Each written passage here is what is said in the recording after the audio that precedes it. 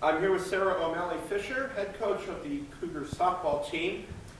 The Cougars just back from a week in Cocoa Beach, Florida, where they were scheduled to play 10 games, wound up playing 9, a little rain issue on the first day. But Sarah, it had to be interesting in that as you went down to Florida, the team had not been able to get outside at all here due to the lovely winter weather we've been having, and it had to be interesting for the Cougars. The first time they get to swing the bat outside or take some ground balls or that, it's actually in a game situation.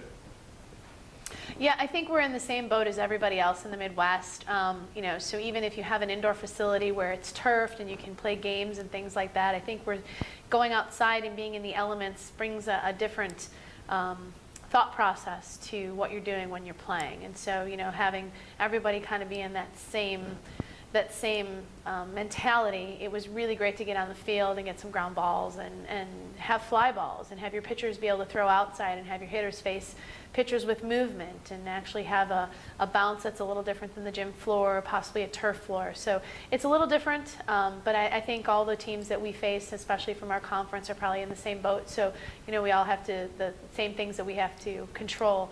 We can't control the weather when we're here, but we can control what we do to get prepared for that. And I think our girls did a good job coming off the gym floor and playing the type of competition that we played. Well, certainly one of your players that made a quick adjustment was your first baseman, Allie Bohat, our Women's Athlete of the Week for this week. She hit .348 for the trip, and as the week went on, she began to find her power stroke with a couple doubles, a couple of home runs.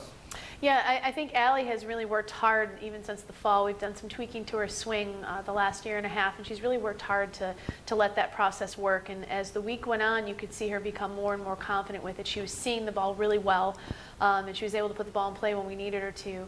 It was a little different for some of our other hitters. We had Jennifer Jensen, who had a great week for us as well.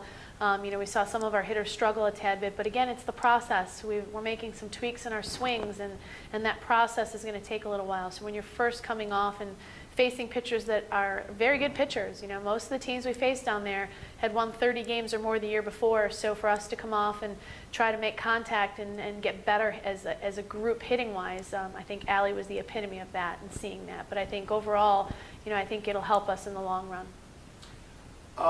One of your top hitters finished the week near the 280 mark was one of your freshmen, Stephanie Deanna. Talk a little bit about her play. Well, I think Steph again has bought into the process of getting stronger and stronger as she goes on. You could see her gain the confidence each and every time that she was at bat. She played a stellar second base for us, and I think that you could just see that level of confidence in her hitting start to grow as the week went on, and you could see her putting the ball more and more in play and working on the things that she needs to work on. I mean, we all have things we need to work on, and I think Steph is the epitome of that. Her and Allie both really were able to let the process that we've been building on since we came back over Christmas break. So I'm very happy with where she's at. I think she's done a great job, and I only see good things coming from her as we go on. All right. Let's turn the attention to pitching for a few moments. Your 4 pitchers each had some opportunities down there. Megan Johnson, your number 1 from last year, certainly came out strong. An ERA below 3 and a great strikeout to walk ratio. I think she only walked 1 the whole week. One of your new pitchers, Courtney Pepper, with a couple impressive outings. And kind of on a related subject then, all 4 of your pitchers gained to work with our 3 catchers. I get the feeling that you were happy with the performance of your catchers as well. Yeah, I was. I'm very proud of Megan. I think she's done a great job the last 2 years of really developing as a pitcher and having that mentality. And I think she struggled. She's a great hitter, and I know she struggled a little bit last week, but she never let that affect her when she was on the mound, and that's going to pose well for us when we start our conference play. Courtney Peppers, who is a freshman, did a great job.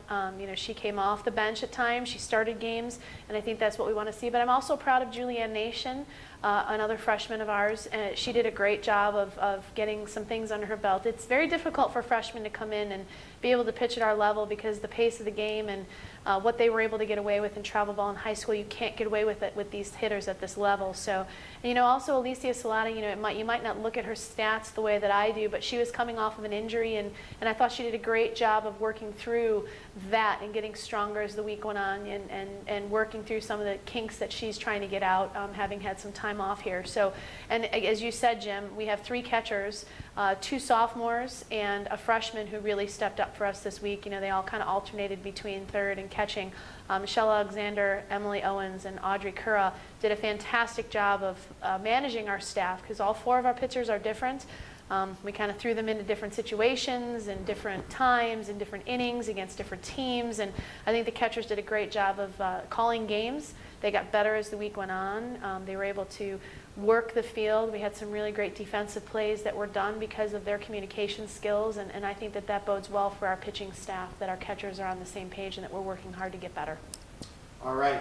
And then finally, busy week of 9 games, and now there's going to be a couple weeks before the Cougars start up the conference schedule on the final weekend of March. Just talk a little bit about how the team is going to make the adjustment and maybe some of the specific things that they might be looking to work on before we get to that point of the schedule. Well, we can only control what we can control, and yeah, it is kind of difficult coming back into the gym or maybe getting outside on the turf for a little bit, or hopefully our field thaws out a little bit here in the next couple weeks where we may even be able to get out onto our field. But what we can do is continue to work on the process that we started back in the fall and that we've worked through all the way through our preseason, and just continue to get better. Focusing on the little things that make us a good team and working on making that the very best so that it's very difficult for teams to beat us. Our conference keeps getting better and better and better every year, so for us to compete, we can only control what we can control, and those are the little things that make us great. All right. Sarah, I'd like to thank you for your time this afternoon, and best of luck over these next couple weeks. First of all, best of luck in getting outside, and second, best of luck in preparations, and we'll talk again at the end of the month when we start that conference schedule. Thanks, Jim.